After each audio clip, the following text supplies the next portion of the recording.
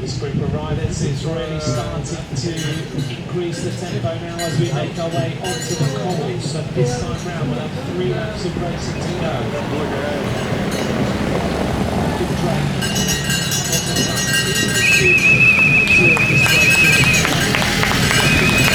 Go on! Push! Let's go!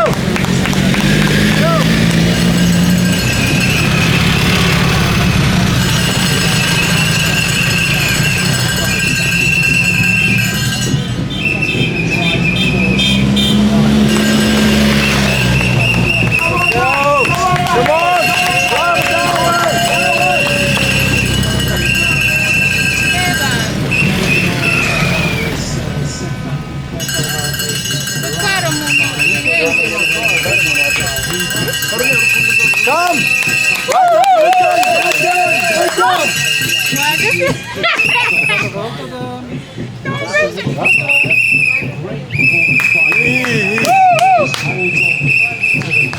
Let's go!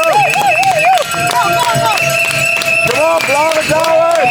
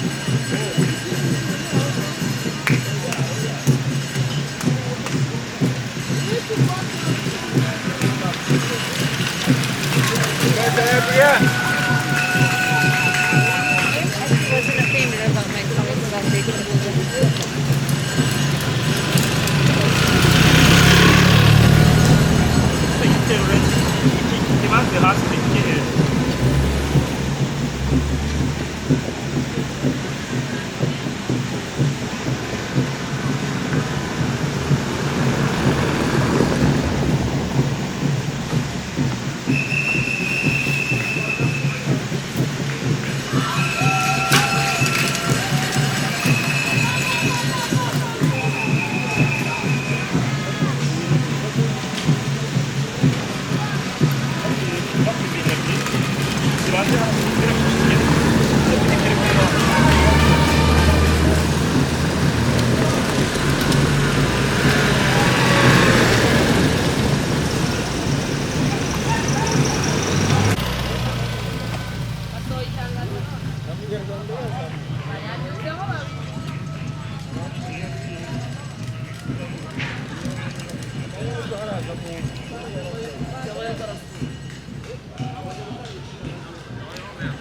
ngama nimero yawe sura 078 nazo ufite Olive ma sheri wawe twariganye ni mukwe wanjye yaranyana yewe wanze Olive ko Olive se ngo namwanga ma reka ndashakire mu gihe 90 90 80 930 je hanta sense Sinayim to David ubundi ugirira umutima mwiza wana sushiki wana mwakiri uri wakiriye neza David uromo ngonzi rende mu uri mu Bujumbura mu Gitega hati niturakanga ya gatandatu ariko ubundi David ugeze wajyaga kufotorera akana gafitanye mbese ageze bite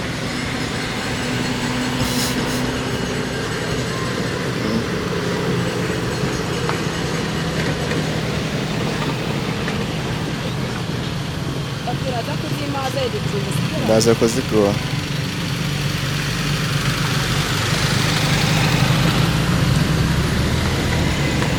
unyanya sha yaruzuye sheri ndamu kubanishiza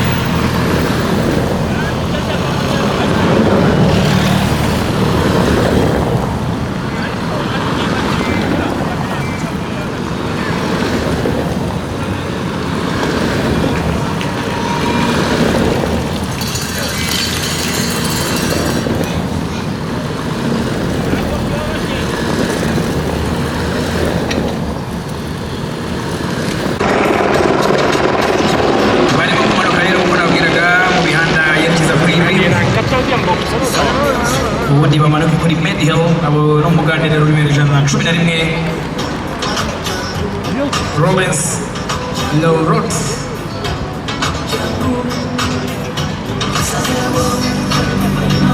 Kigali nziza ndorerwamo y'u Rwanda ishema ryacu ngiryo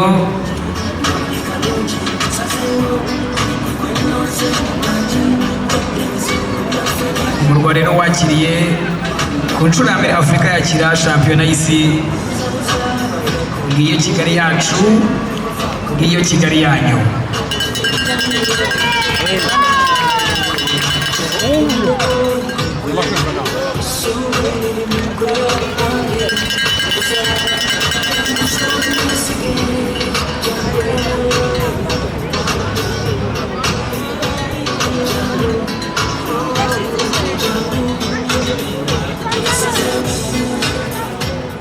tugire ubuzima bwiza twirinde kubura amazi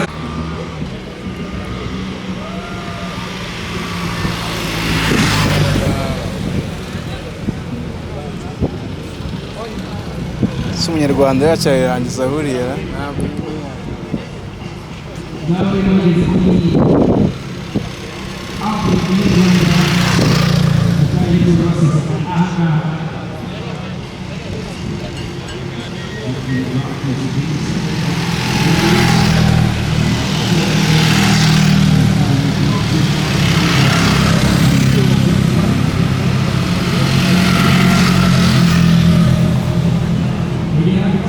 ase buriya nta magare mabi dufite ni ukudakora imyitozo n'iki uzengurutse inshuro 11 Paul abanyamerika ngabo n'abanyarwanda ntibatanzwe bari mu gikundi yegera hafi kubitsa ku byapa kubitsa guhera kuri metero 300 turabona komeza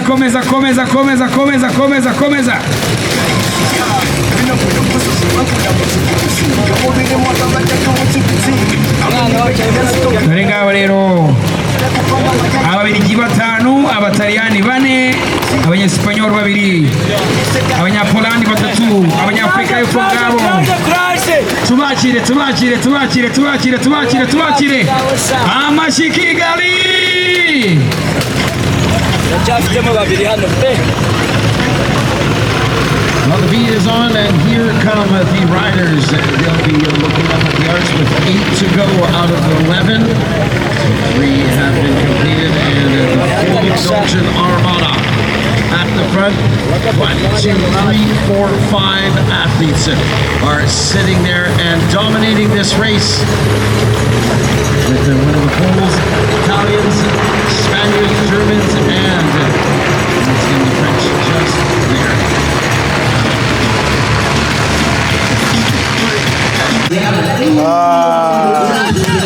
waje gufata ibiza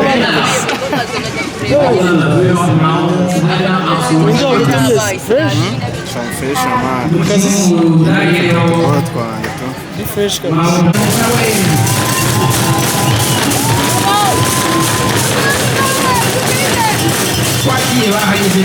bahageze 7 laps to go, 7 laps.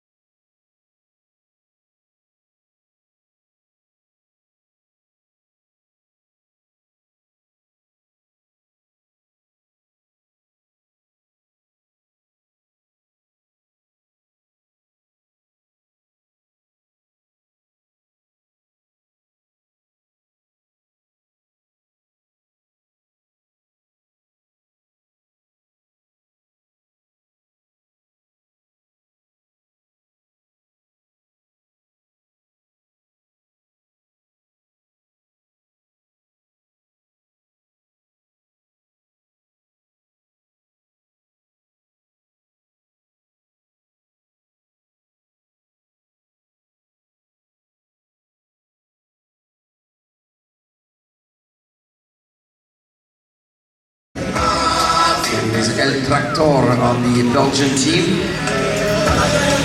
Just doing all the work, and it's unrelentless. This is also, for them, it's called the climb, and its steepness and it's the way it's configured reminds them a lot. If they're from the Flanders circuit area, they will hit a lot of these roads every day in their life. The type of roads they train on, so they're not too worried about that. And at the back of the peloton, still holding on, is our rider from Chinese Macau.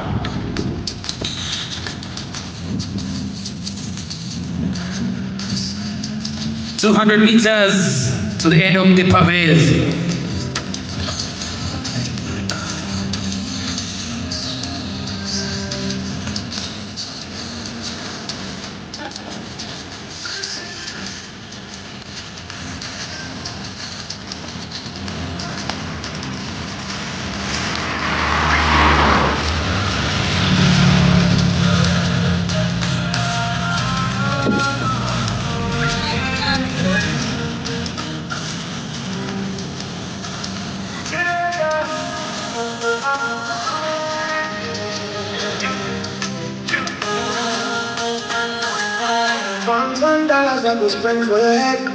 Batangiye kwivanga rero, batangiye kwivanga kuko abataliyani bari bari inyuma gato y'ababiligi, bigaragara ko bagiye imbere. Reka turebe mu mutaliyani umwe n'ababiligi nka babiri cyangwa batatu, niba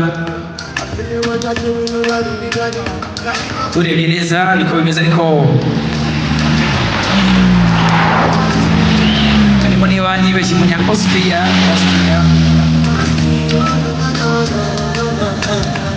arabasigaye laps esheshatu zonyine, ngo ni Pietro Matteo kuva mu Butaliyani rero uri imbere.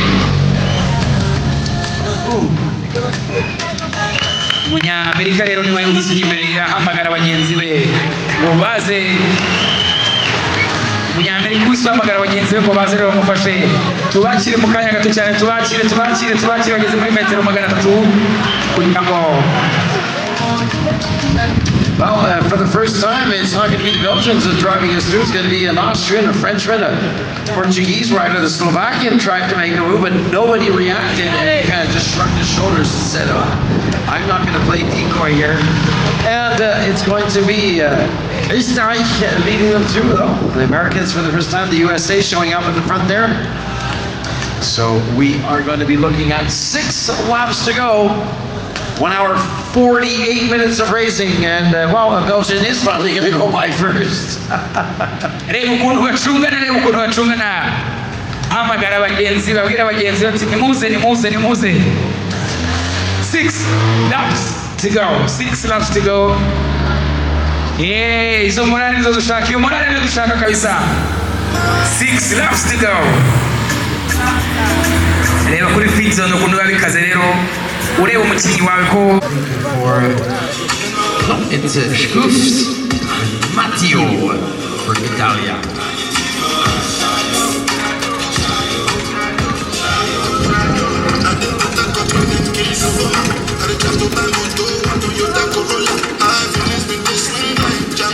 Belgians expected it. You can see there. Belgium was peering over and saying, like, whoops. Here he goes. And Schufs as well. I'm going to join you now. What will be the situation now? Yeah, there you go. It's going to be basically firecracker thrown into a bowl of water. It's not going to implode or go anywhere. It's going to fizzle out. And we're back to the drawing board. And the Belgians just mastering the control of this race to perfection. And even the Italians going like, what's up, man? Let's go. But the French say, you want to sit back? Here we go. Alors les Français. Zone de ravitaillement.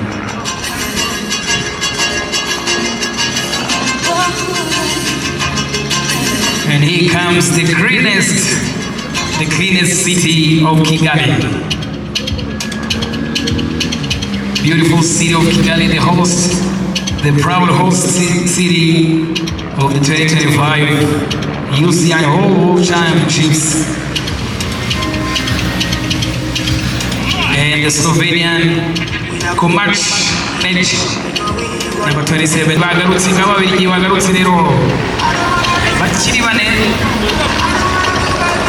umunyakanada rero ari muri 15.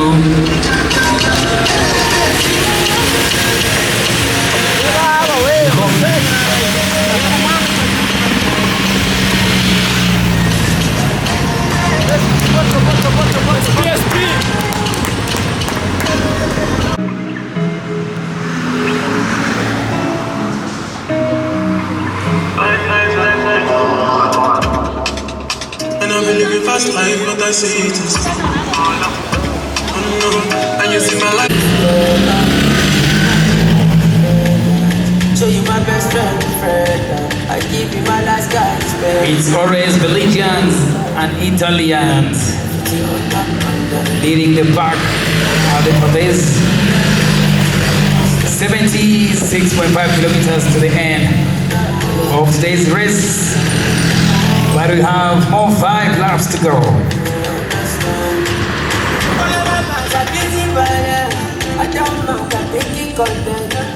The Belgian numbers at the front may have dwindled a tad, but has not changed the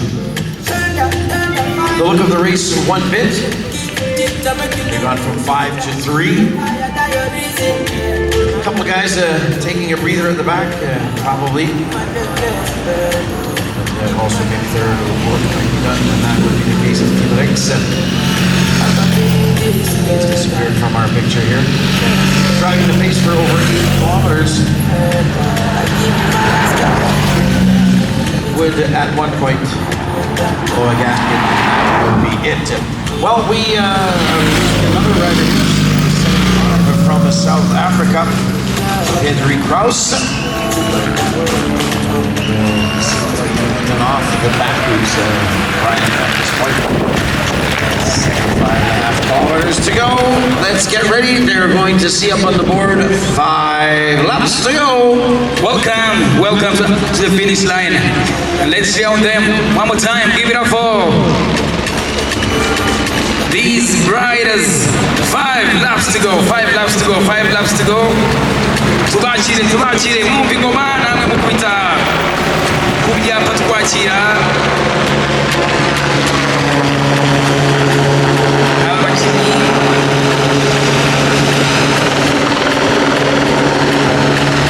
ndabona bwana Sinatera nawe yaje gushyikira amagare rwose bamukereye bose bamukereye tubakomera amashyi twagiye tubakire ni laps eshanu zisigaye zonyine 5 laps to go 5 laps to go. The Belgians, Italy, USA, Spain, Switzerland, Slovenia.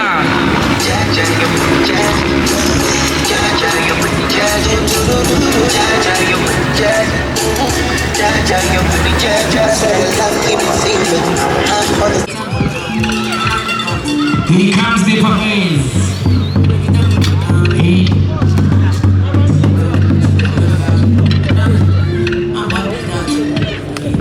The problem is that here comes the Paris and here come the Belgians still. And 3 of them still sat at the front, driving the pace so hard that everybody, it's called forcing, right? Nobody behind it can even try to attack. There's actually now a split in the main pack. Il y a cassure dans le peloton. Attention à haute vitesse des Belges.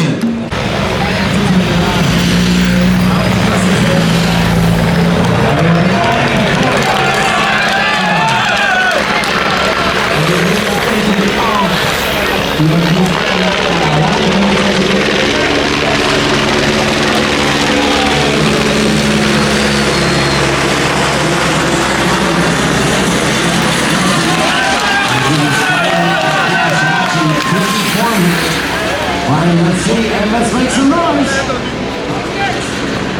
Yes, let's get upstairs.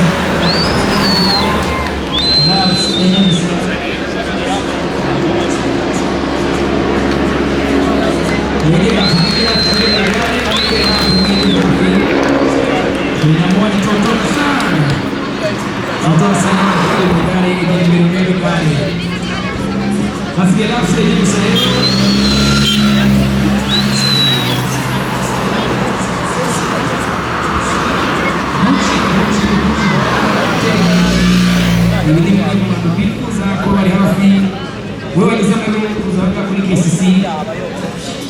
ushobora kubuza umuntu ibyano ariko mu mateka ari ibintu tugendeye shampiyona y'isi y'amagare baguha akanya kubereka agafoto bishyura amafaranga menshi cyane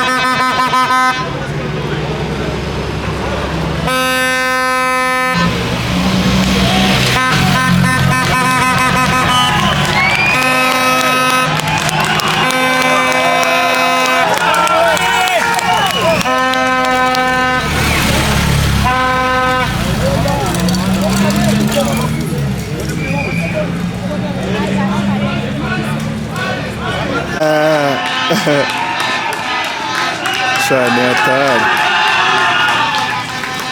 shawapi mani maze icyumba kuva amagare yatangira ntabwo ndi gutaha nimugoroba nka saa mbiri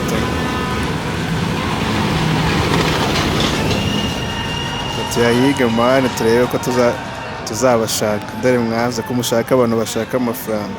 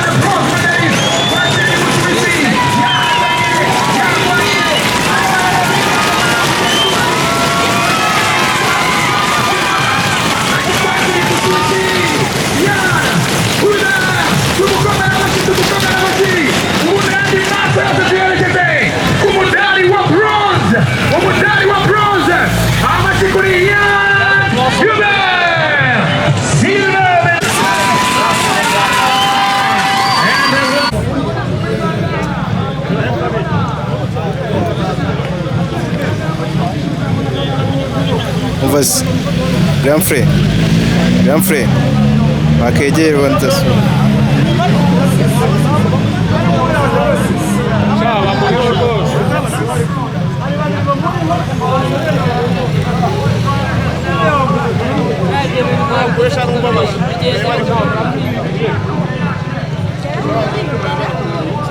abana wakegera hasi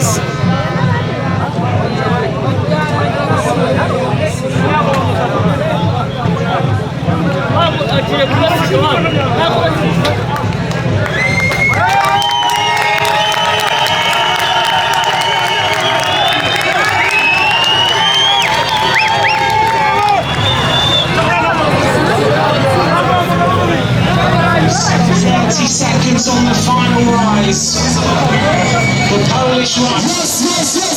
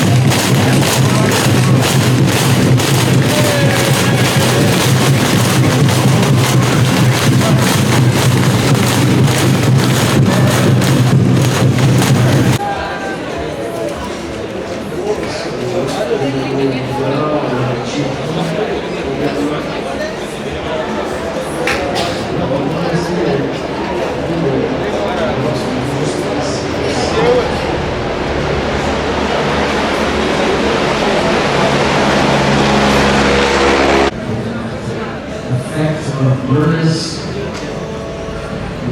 That's it. The nation we expected to see up there. Well, this was a bit of a surprise to see Austria was in very involved in Serbia. Germany. Really, if the case belongs to the Austrians.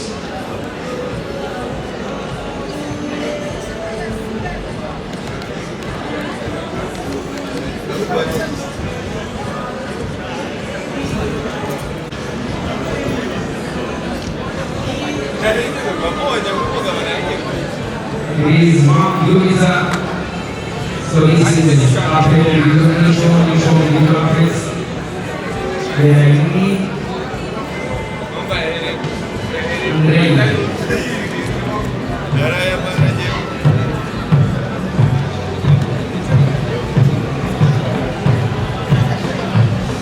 Cairo e Cesare Cui. Cosa vogliono avere? Io ho il programma da su. Caro.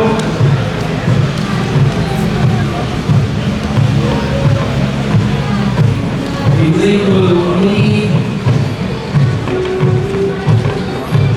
Nas, prime di Elantricami, Rosse Nas c'era. 9, Nas, zero.